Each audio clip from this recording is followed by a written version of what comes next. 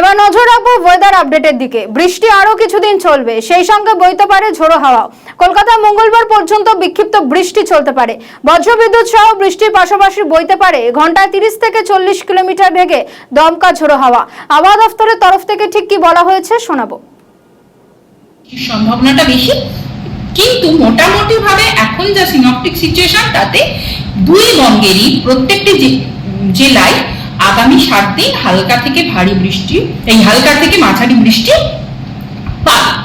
হালকা থেকে মাঝারি বৃষ্টি মোটামুটি ভাবে উত্তর দক্ষিণবঙ্গের ক্ষেত্রে আগামী 3 দিন মোটামুটি ভাবে সমস্ত জেলাতে সর্বত্রই হবে ওয়াইড স্প্রেড বৃষ্টি। আগামী 3 দিন দক্ষিণবঙ্গের ক্ষেত্রেও হবে, উত্তরবঙ্গের ক্ষেত্রেও হবে হালকা থেকে মাঝারি।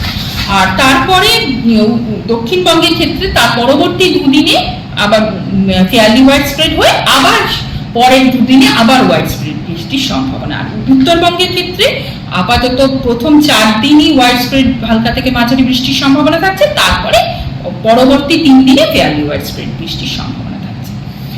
এবার আসছি উত্তরবঙ্গে কোন কোন জেলায় ভারী বৃষ্টির সম্ভাবনা রয়েছে আগামী কয়েকদিনে।